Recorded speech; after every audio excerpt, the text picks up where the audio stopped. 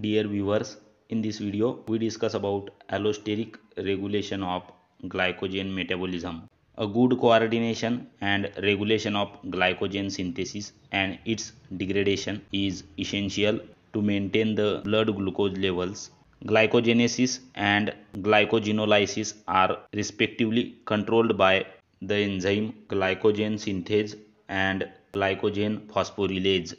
There are some metabolites that allosterically regulate the activities of glycogen synthase and glycogen phosphorylase. The control is carried out in such a way that glycogen synthesis is increased when substrate availability and energy levels are high.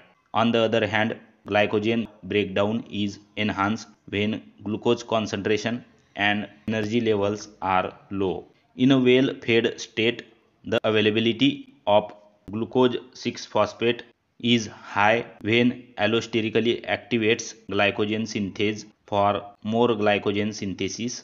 On the other hand, glucose 6-phosphate and ATP allosterically inhibit glycogen phosphorylase.